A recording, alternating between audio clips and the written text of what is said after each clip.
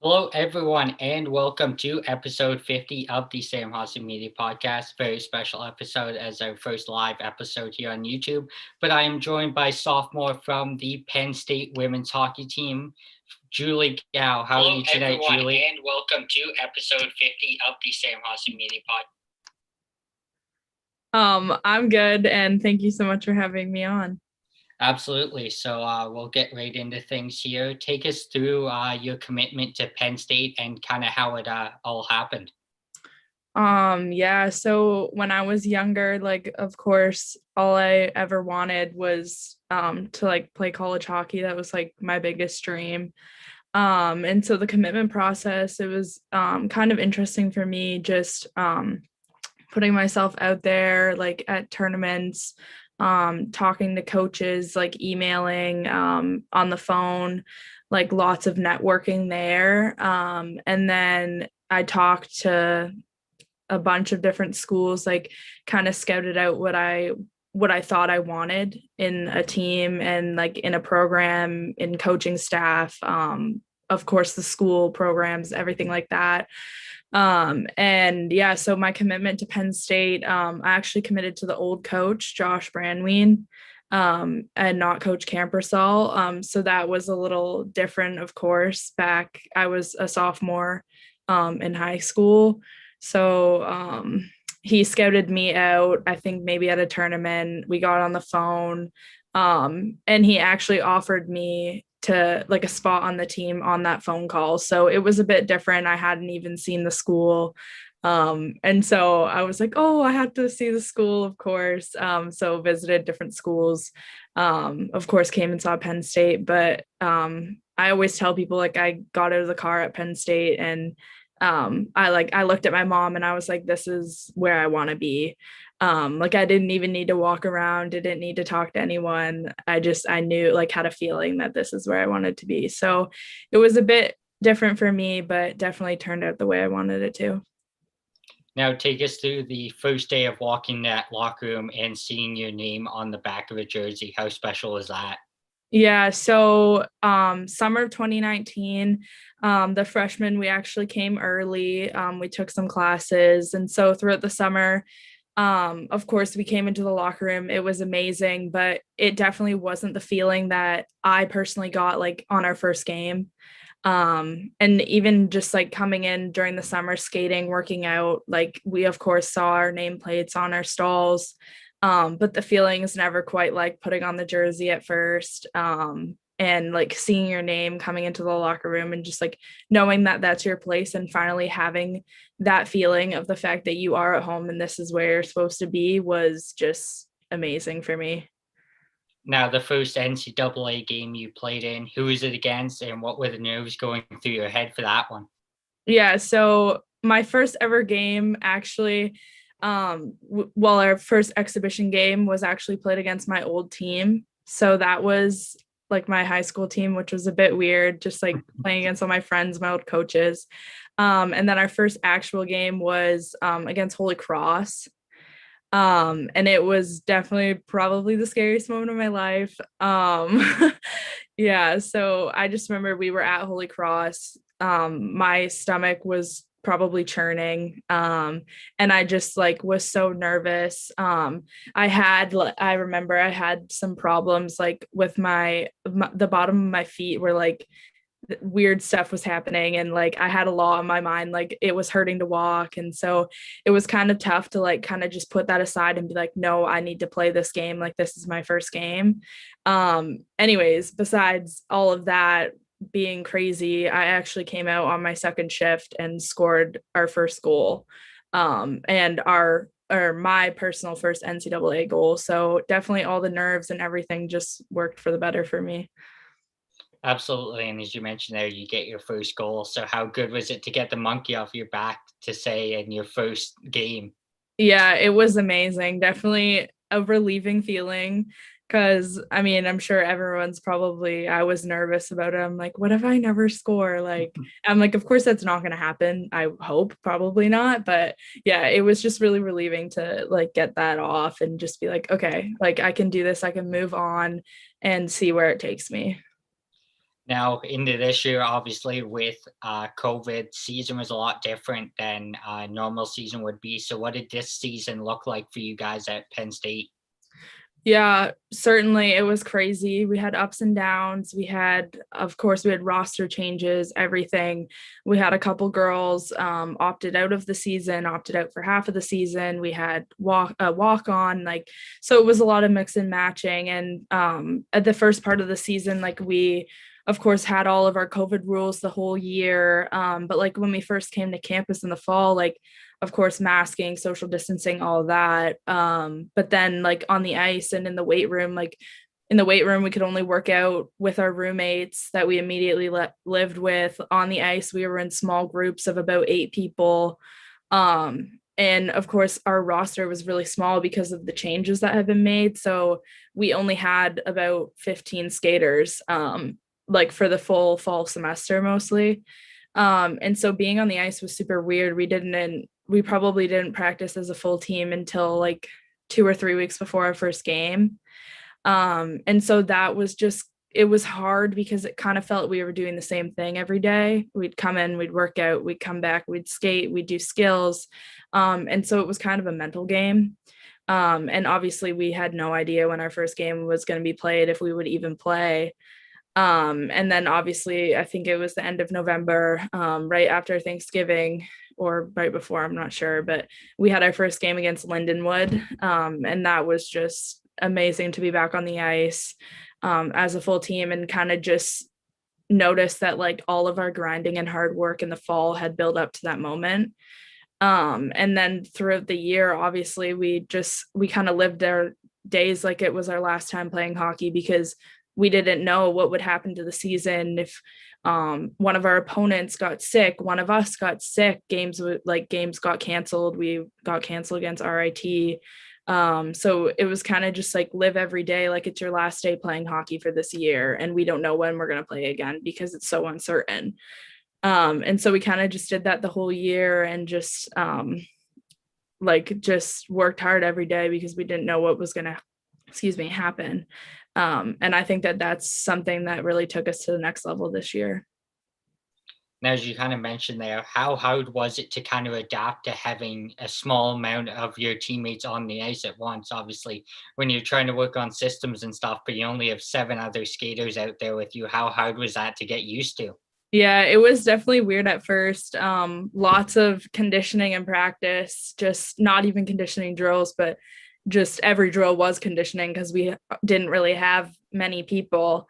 I think at one point we only had 2 defensemen on the ice. So it was kind of hard. We just kind of had to adjust. It is what it is.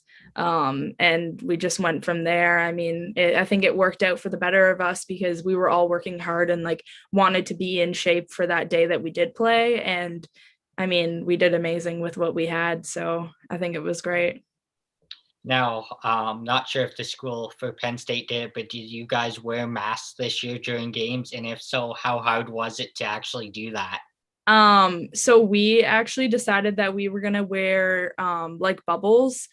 And then on the bubble there was like this little splash guard where the holes were. So we were like basically wearing a mask. It was really hard to breathe. And that was during practices. So during practices, like it would fog up, like we would hardly be able to see anything because the rink's obviously hot. So we would have like soap and stuff, but like honestly, none of it really worked. So you kind of just had to like put your finger or whatever, your cloth. So that was hard. And then for games, they decided that they would take them off just because it was so hard to breathe. But yeah, so we had the bubbles, which was, I mean, I feel like that does the same thing as like the people who wore cages and a mask because it's still like no one's like breathing into your bubble, you know what I mean? So I mean, it worked out for us, but our whole team had to wear them. And then I think goalies didn't wear anything. Now, this season, was there anything your team was still able to do activity wise outside of the rink, or was it kind of just with your roommates and stuff? It was basically just with our roommates. Like we obviously had to be super careful of what we were doing. I mean, obviously, like people can go to the grocery store and like contract the virus. So that was like, it was kind of scary sometimes. And a little bit just, it kind of sucked because we had to find like other ways to connect as a team. So we'd have like Zoom meetings, we'd play games, we'd play whatever, two truths and a lie, and just like hang out on Zoom, which is obviously a great way to connect with people, but it's tough. Like when you're trying to like connect as a team and you can't really be there in person. So the only time we really saw people was like at the rink at workouts or like an outdoor activity, but obviously socially distant and wearing our masks. So it was obviously a tough situation to work around. Absolutely no. This year in February, you scored the ninth hat trick in Penn State history, and that helped clinch the Penn State Lions' first ever CHA regular season championship against RIT. So take us through that game. Yeah, so going into the game, like that wasn't really on our minds, like that we could clinch. Like we just kind of, obviously, we, like I said earlier, we played every game like it was our last. And so going into that game, it was another game we needed to grind through it. We didn't know if we would play the next day. We didn't know if we'd have practice on Monday. And so that was kind of our mindset. We just needed to go in and play as hard as we could. And for me personally, like playing as it's my last day is like something that I try to do no matter what it is. And so going into that game, I had that mindset, and I think we won like 6-1 or 6-0. I'm not sure what the score was. But I remember I was playing with Kiara Zanin and Rachel Weiss. And honestly, I have to take my hat off to them because they like amazing line mates, amazing people. And I'm pretty sure they probably set me up for every one of those. I don't exactly remember. I remember the one, I think Kiara like stole the puck down low and then came up, and I was like in the sweet spot and just took a one-timer, and it was in, I think it was the top left. But yeah, so like obviously amazing line mates, and those are the people that do get you those milestones, and everyone works together as a team to get people to where they go. So I would just have to say like the most important part of that would definitely be them and the other players on my team. And it definitely was a wonderful feeling after the game. I was like, whoa, did I just do that? Like, and then the like article they wrote came out, and I didn't realize, obviously, because that's not something that I would like research. And so I was like, whoa, that's cool, and my parents were like, whoa. So yeah, but it was obviously an amazing feeling. And I think the last person to do it was Natalie Heising, who's obviously one of my biggest role models. She's the captain of our team, like great person. So just to kind of follow in her footsteps is a cool feeling. Absolutely. Now we'll have some team fun here. Who's the best and worst TikToker on the Penn State women's hockey team? Oh, I don't know. Jenna Brenneman has a cute dog. So, well, she's graduated now, I guess, but she just got a cute dog. So her TikToks are pretty cute. And then Josie Bothan has some funny ones. All of the freshmen from this year have like funny TikToks. Some of them are questionable just because they're them. But yeah, all of them have pretty funny ones. And for the worst one, I would have, this is just a funny story, but Michaela Lanto, last summer, I think it was, she like posted TikTok and it was like hockey sounds or something. And she was just doing like dumb stuff on the ice and like recreating hockey sounds. And like, I don't know, it was just funny and like dumb. So I would have to say her for that one. I don't know. I mean, no one has any bad ones. I think they're all funny. Funniest moment on the ice during a game this year? Uh, ooh, I don't know. Uh, oh, that's hard. I have funny ones from last year. Um, I don't know.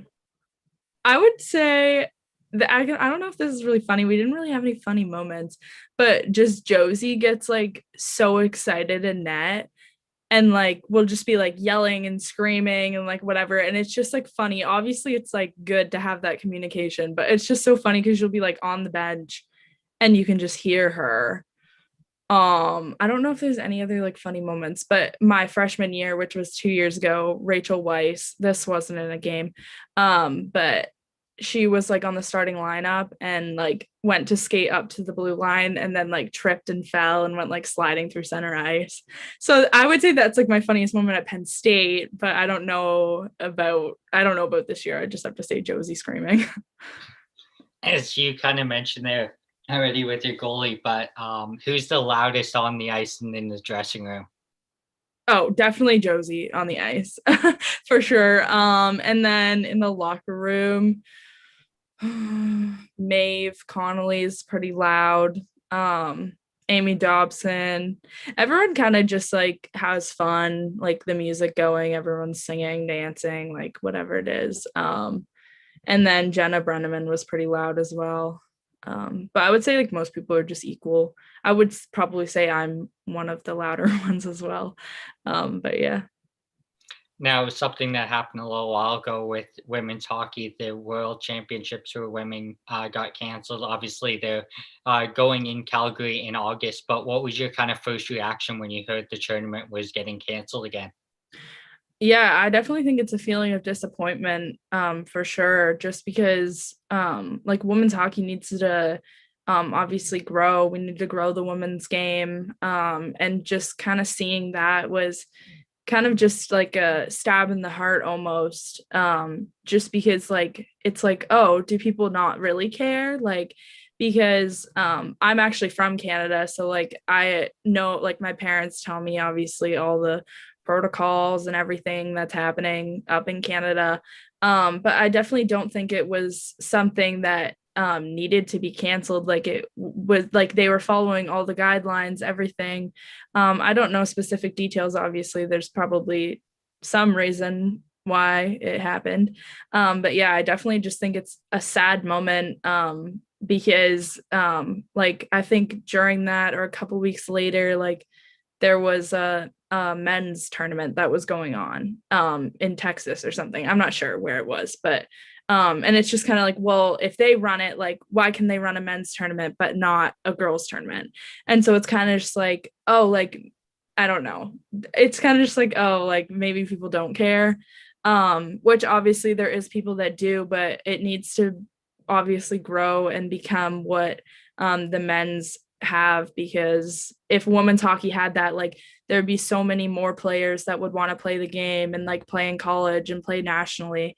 And it would definitely like inspire little girls to like want to play the sport. Absolutely, yeah. I mean, it definitely, as a Canadian as well, it was disappointing to see. And I mean, that men's tournament, the under 18s that was in Texas, I had some buddies on that team, but it was frustrating to kind of see them still be able to play. Like, thankfully, they pulled out the gold, but I mean, it was frustrating to see when you get the women's tournament canceled, and then these guys go out the next day and I Yeah, mean, for there sure. were there were coaches on other teams when Canada was playing that, like, I think Switzerland, their coach wasn't even wearing a mask on the bench. Like, I Yeah. get you're in a state that doesn't really care about that anymore, really. But I mean, come on, like you cancel a tournament and take a chance away from women who need to play because they have the Olympics next year. So, And it's just like though like those women, they're obviously amazing hockey players and that's like what we train for. And like they don't obviously they have their like pro teams, but like obviously playing at that level is like something that so many people inspire to do, and like just to like have it canceled is almost like taking away the hopes and dreams of like other people who want to be there one day. And so that's just kind of like a tough moment for like personally I don't really understand it, like, and like even it's just like why couldn't you have just like switched, like I understand it was like Canada's year to have it or whatever, but like why couldn't the states just do it and then like next year or whenever the next worlds is like Canada could do it, like, you know what I mean, like it just like didn't really make sense to me, like, and like knowing that like the weeks coming up to it, like I'm sure they probably didn't come to that decision that exact day. Like they could have had a little bit more planning. So I don't know. That's just my thoughts on it. Yeah, it's tough to really say anything about it, but I mean, it was like 10 hours before the tournament gets going, and then Yeah. yeah, Yeah. we're not doing this, and then the men's goes, and then the men's worlds goes in Latvia 3 weeks later. So I mean, they're Yeah. planning for it's not on the IIHF, it's on the government in Nova Scotia, but at the end of the Yeah. day, at least the IIHF and Hockey Canada were able to figure it out. So that's Yeah. good. But that leads into our next point here. Obviously, the Olympics next year, and as we're both Canadians, we have a lot of talent we watch on the men's and women's side. So, who are some of your locked-in picks next year for the Olympic team for Team Canada? I don't know if I could pick someone in specific. I think they're all amazing players. I obviously don't know the entire roster. But yeah, I definitely think the like older one, like Natalie Spooner is always good, like all the people have been playing for a while now. But yeah, I think the whole team is amazing, men's and women's.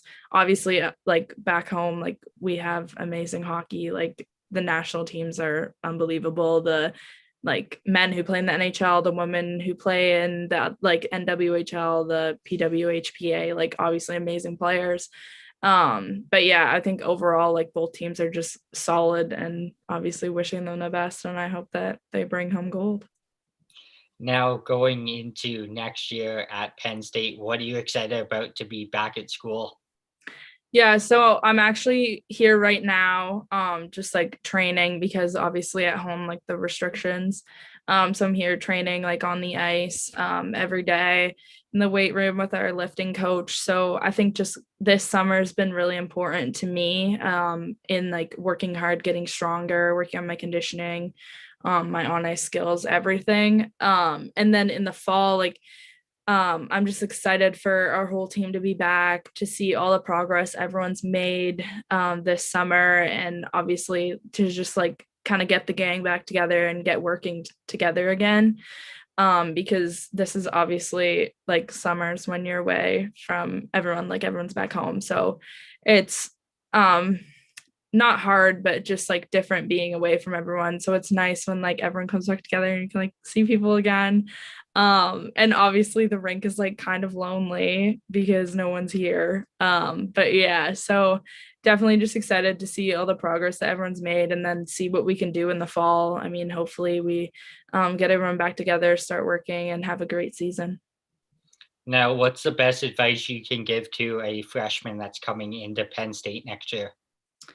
Definitely just like working your butt off. There's always something you can improve on.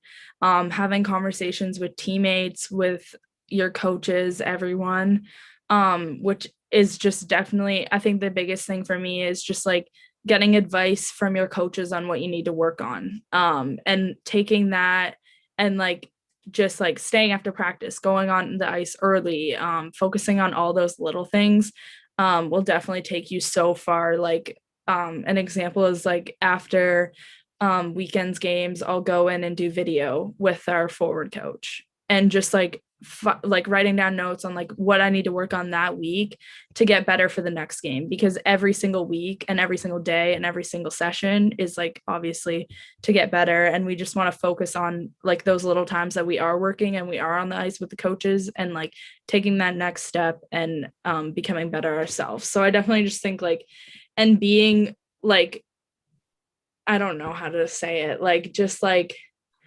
always wanting to like be better. So if you're on your last rep, like just focusing on like you're probably dead tired, but you're going to get through it. Like you're, no matter what it is, you're going to get through it, and if you don't, you'll get it next time. And so like that's just kind of the mindset that I have, is just like always going as hard as I can, and yeah, and just like always wanting to get extra help, and just finding little ways that you can better yourself on a daily basis would probably be my best advice. Absolutely. Well, on behalf of the listeners, I'd like to thank you for coming on here today, Julie. It was an honor chatting college hockey with you, and we wish you the absolute